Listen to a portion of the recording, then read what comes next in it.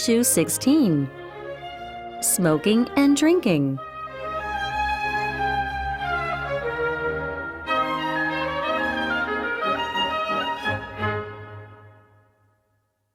I once had a friend who was a chain smoker. He couldn't last 10 minutes without a cigarette. He had to forego many events because they were no smoking affairs. He couldn't fly, though he loved to travel. It became increasingly difficult to eat in a nice restaurant. Even bars began to exclude him. His habit cost him a sizable percentage of his income every year. He tried to quit many times, but he was never successful. Eventually, he developed a hacking cough, high blood pressure, and heart and lung problems that were all associated with his addiction. "I don't smoke," he once complained to me. "The cigarette smokes." Then he gave me the saddest look I've ever seen. I'm just the sucker at the other end.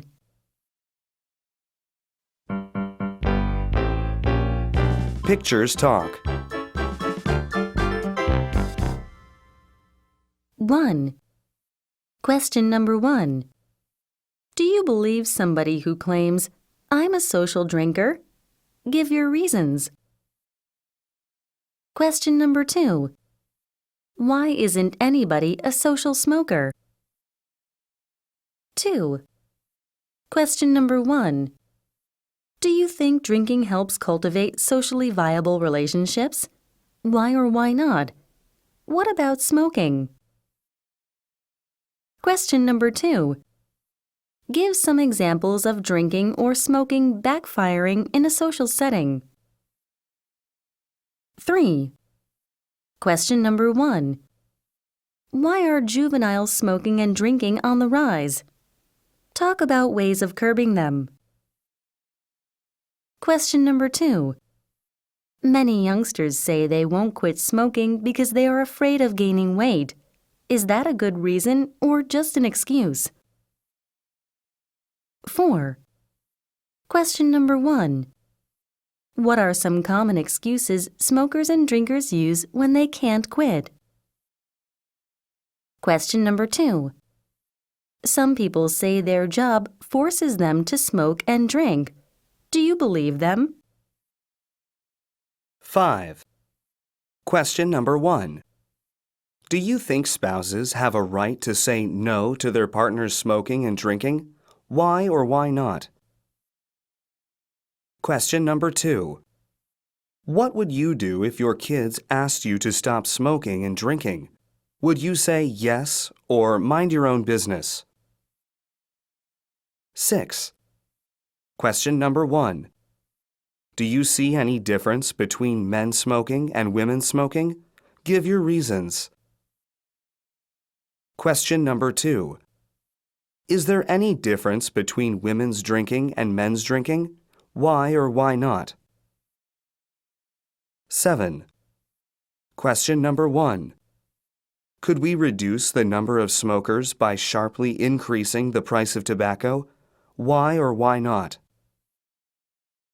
Question number 2. Can sin taxes, special taxes on vices such as smoking, drinking, or gambling wins, be justified? If so, how? 8. Question number 1. Do you think employers are entitled to refuse to hire smokers or drinkers, especially if the employers are responsible for providing health insurance? Question number 2.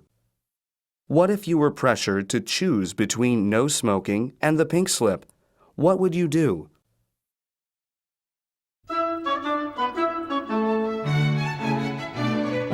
Express yourself directly.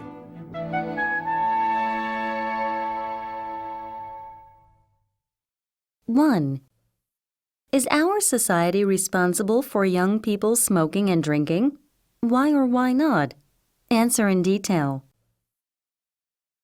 2. Should those who smoke or drink pay a health premium in the form of higher taxes or insurance payments? Why or why not? What about those who don't exercise or those who don't take their prescription medicine? 3. Should smokers and drinkers be discriminated against when they try to get a job or a promotion? Should they be promoted more easily? Should it be an irrelevant factor? Explain your answer. 4. The government permits the sale of tobacco and liquor, but it criminalizes the sale of many kinds of drugs. Why? Is the government morally right? 5. Smoking is prohibited on the street in some cities. Are you for or against this ban? 6. What do you think about our own drinking culture, especially in comparison to others? 7. When some people get into serious trouble, they say, "Sorry, I was drunk when I did it." Is that a good justification for their actions?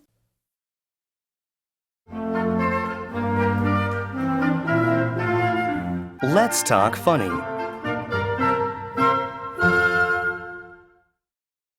Living in the Republic of Lawsuits. This country is becoming the Republic of Lawsuits. Fat people are suing fast food chains for making them that way. Drivers charged with causing an accident go to court to prove that it was due to a malfunction of their car and demand compensation from the manufacturer. Smokers are suing cigarette makers for their lung cancer.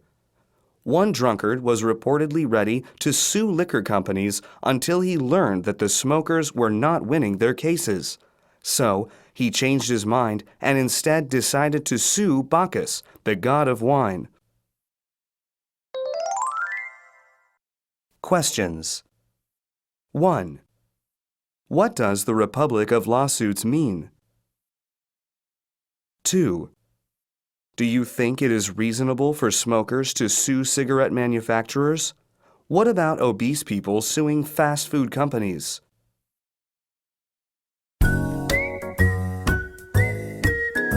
What does it mean? 1. It's easy to quit smoking. I've done it hundreds of times. 2. The best way to stop smoking is to just stop. No ifs, ands, or buts. 3. 1,000 Americans stop smoking every day by dying. 4. Nicotine patches are great. If you stick one over each eye, you can't find your cigarettes. 5. The best way to stop smoking is to carry wet matches. 6. Alcohol may be man's worst enemy, but many religions say you should love your enemy. 7. I went on a diet, swore off drinking and smoking, and in 14 days I lost 2 weeks. 8. Responsible drinking? That's an oxymoron. 9. I envy people who drink. At least they have something to blame everything on. And when they get sick, at least they can get better by giving up something. 10. A drunk was in front of a judge. The judge says, "You have been brought here for drinking." The drunk says, "Okay, let's get started."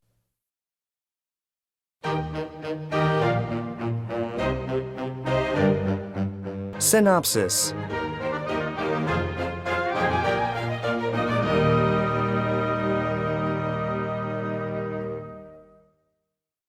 1. Some people drink to be happy. Some drink to forget. But I don't know what I have to be happy about. And I forgot what it was that I wanted to forget. Cheers! 2. What do you want to do when you leave? How about going to my place? No, thanks. The first thing I expect to do is get sick and then become unconscious. I'd better do that at home. 3. Smoke these. They taste great and they will help you lose weight. Then maybe I would be invited out to more parties. Of course. And please contact me when you need to buy some liquor, too. 4.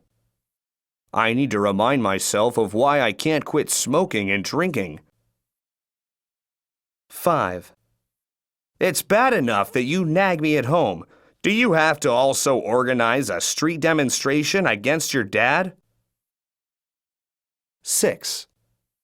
Honey, whatever you do, I'll do it with you. That's good. Can you help me drive? We're both almost half-conscious, I guess, so 1/2 plus 1/2 equals 1. 7. The cost of cigarettes keeps rising, but the cost of narcotics is on the decline. Maybe I should consider switching. 8.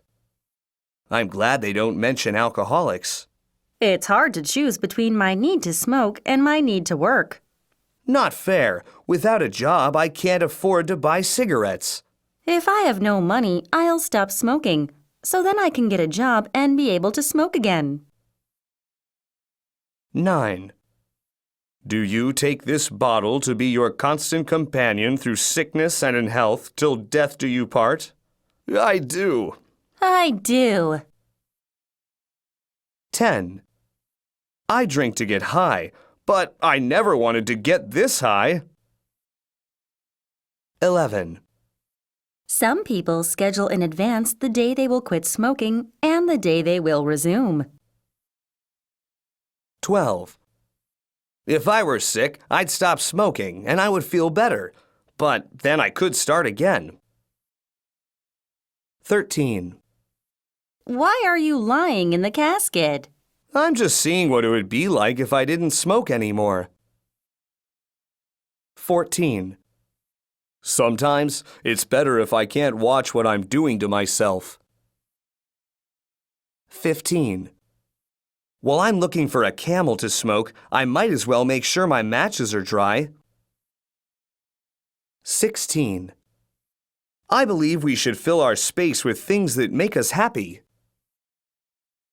17. Habits are too strong to break, and the hammer of determination is too fragile. 18. Oxy is short for oxygen. A moron is a stupid person. Does this mean that breathing makes us dumb? 19. I collect bottles. The best part of my hobby is that before I collect them, I get to empty them into my body. 20. You're charged with driving while being legally drunk. If it was legal, how can that be a crime?